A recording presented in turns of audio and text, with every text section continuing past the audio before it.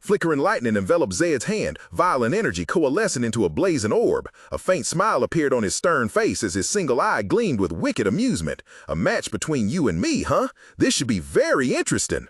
In the vast hall with its gleaming white-tiled floor, Jin Runcandel's shadow stretched long across the ground. Suddenly, a dense, cold surge of killing intent erupted violently from Zed, causing the surrounding air to seemingly freeze. He spoke, his voice deep and resonant with deadly menace. Explain yourself. Depending on your answer, I might just lop off your head right here. Despite the terrifying pressure weighing down on his shoulders, Jin did not waver. You chose a very particular method of senior-owned junior bullying against the students, even knowing that I was also in that class. Zed Runcandel's voice resonated cold and sharp amidst the suffocating atmosphere. I take that as you attacking me. Immediately after the declaration, a terrifying golden surge of energy erupted from Zed, tearing through the air and hurtling towards Jin like a tsunami. The overwhelming power made the surrounding ground tremble and crack. Faced with the destructive attack, Jin stood firm, his azure eyes unwavering. The blade flashed past Jin's face. A trickle of blood began to seep from his cheek, yet his gaze remained sharp and unwavering, fixed on the person opposite him. As the energy surge faded, a deadly silence enveloped the space. Zed looked at Jin, his single eye behind the vibrant red patch gleaming with a dangerous glint. So, he uttered, his voice deep and authoritative, you're discontent because I'm training those brats, and that's why you caused this? Jin wiped the streak of blood from his cheek, his delicate face showing no particular emotion other than an unusual calmness. Except for the part where I'm discontent, he replied, his voice clear yet equally resolute. Everything else is as you said.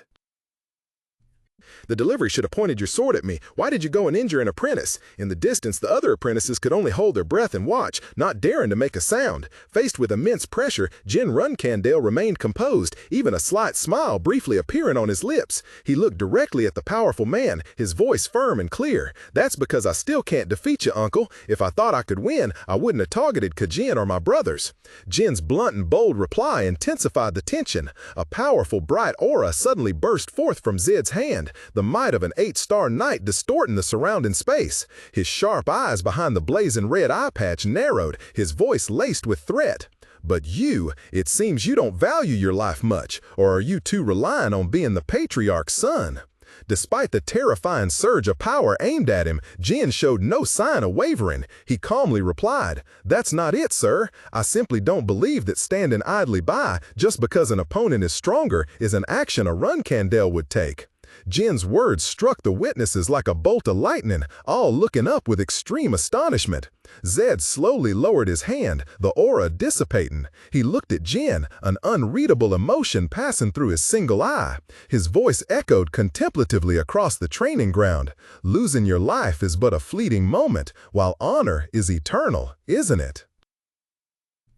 The delivery appeared on Zed's face. How foolish! In the middle of the vast training ground where rows of apprentices stood frozen in astonishment, Zed Runcandel burst into thunderous laughter. His laughter carried extreme delight as he looked directly at Jin, who stood opposite him with resilient resolve. Your arrogance is truly foolish, so foolish that it pleases this uncle. All right, I'll acknowledge it for you. You truly deserve to live in the Runcandel family.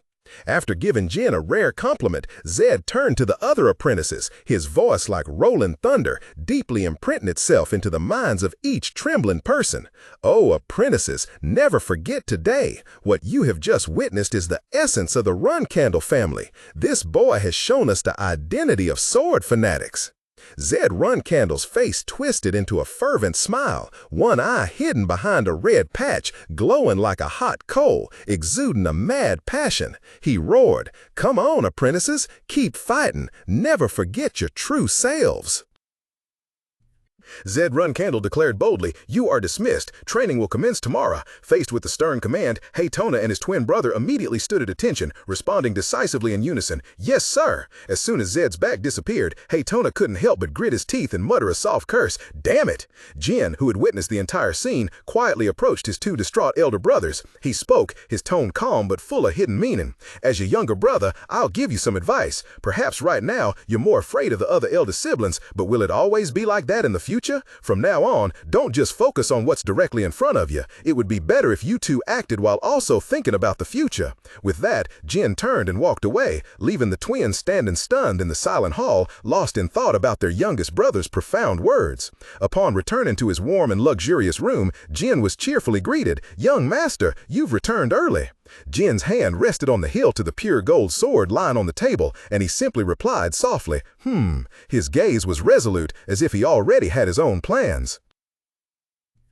The delivery room bathed in warm golden light, Jin stood tall, his gaze resolute. Gilly, the devoted nanny, gently approached, carrying an exquisite porcelain tea tray. "Gilly," Jin called out. "Yes, young master," she softly replied. Jin got straight to the point, his voice calm yet weighty. "I've started the power struggle with the Tona twins, but I think my two older sisters, Anne and Mew, are supporting them from behind."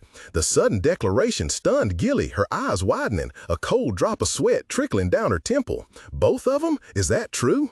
Jin nodded slightly in confirmation. "Yes," he continued, recalling the event. "I injured one of the trainees accompanying my brothers. After a little investigation, it seems he belongs to my sister's faction. Oh, and thanks to my brother's slip of the tongue, he's now become their faction's person. If my sisters find out, they'll probably be furious." Hearing this, Gilly paused, quickly piecing together the events in her mind. She understood the unspoken family rule. One typically only recruits those weaker than themselves into a faction. With Jin's brother's actual strength, there was no way they could have recruited a 5-star knight into their faction. While Gilly was still deep in thought, a confident and somewhat mischievous smile gently appeared on Jin's lips. It seemed all these complex matters were well within his grasp and calculation.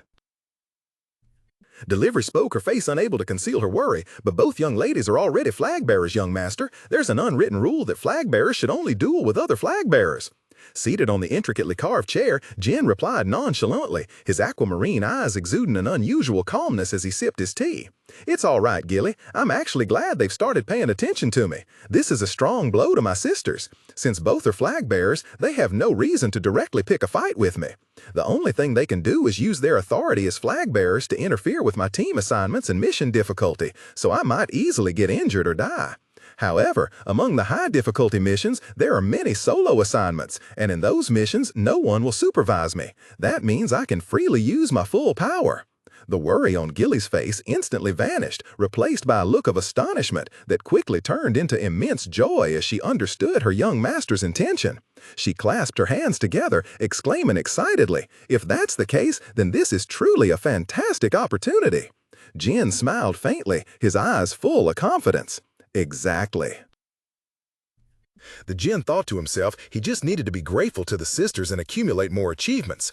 And Jin continued to think, his hand suddenly reaching down. Murican, in black cat form, relaxing on the floor, suddenly flinched as he was lifted into the air. Jin smiled mischievously, raising the wide-mouthed, astonished black cat to eye level. "I guess there won't be any problem if I bring a cat along, right?" Gilly let out a soft exclamation of surprise. "Oh my!" Jin looked straight at the stunned cat, his tone becoming more serious. "But Murican, I won't take you with me on the mission because I have other things for you to do." Murican's eyes narrowed, full of irritation and suspicion. "Other things? What things?" Jin put Murican down, turning his gaze towards both Gilly and the black cat. "I'll tell you two later, so until then, both of you remain inactive." Gilly smiled gently and bowed in obedience. "Yes, young master." Meanwhile, Murican huffily turned his face away, letting out a distinct snort. Jin continued, his voice full of authority. "Later, after you three complete your afternoon training, you will participate in a special training course at the secret training ground reserved only for those bearing the Runcandel family's bloodline." The vast training hall, warm golden light illuminated the polished stone floor where three teenagers stood solemnly before Zed Runcandel. He stood with crossed arms, his single sharp eye fixed on him, his authoritative voice resounding. "These are privileges reserved for those with pure blood, but do not expect the training to be easy. Is that clear?" "Yes, sir," Jen and Haytona replied in unison, their voices resolute and strong. Zed continued his lecture. His tone as sharp as clanging metal. The Haytona twins with bandages on their faces listened attentively. Our family's swordsmanship focuses on power, destruction, and no hesitation. Fight, win, possess. The characteristics of a Runcandel are all reflected in our swordsmanship. There is no specific definition for this family's swordsmanship. Although there are secret and ultimate techniques, they can only be learned when you become a flag bearer. Jin listened silently, a flicker of thought crossing his deep eyes. Zed slightly narrowed his eye, muttering with a hint of annoyance. It seems my sisters have caused quite a mess. Retaining his serious demeanor, he continued to explain. This swordsmanship has no fixed form, whether in footwork or principles. This is the biggest difference between the Runcandel family and other martial arts families. Do you know why our family's swordsmanship has no fixed form? Jin quickly replied, that is because of the unique physical abilities and talent that the Runcandel family possesses. Zed affirmed, that's right. Amidst the profound space, a solemn voice resonated, proclaiming a noble lineage. To be a Runcandel means to possess a blessed bloodline. You possess a physique and swordsmanship talent far beyond ordinary imagination. Even with slight differences, you are still a class superior to the mediocre. Zed Runcandel spoke in a deep, hoarse, and profound voice. What you have learned so far has been very simple and easy. Now I will distribute a steel sphere to each of you. A dry clunk echoed as Zed's gloved hand reached into a wooden box, pulling out a dull gray metallic sphere. One by one, the spheres were handed out to each person. Jin received the heavy sphere with both hands. Feeling a faint vibration from within, he slightly frowned, his mind filled with doubt. What is this? There's something inside. Steel shards?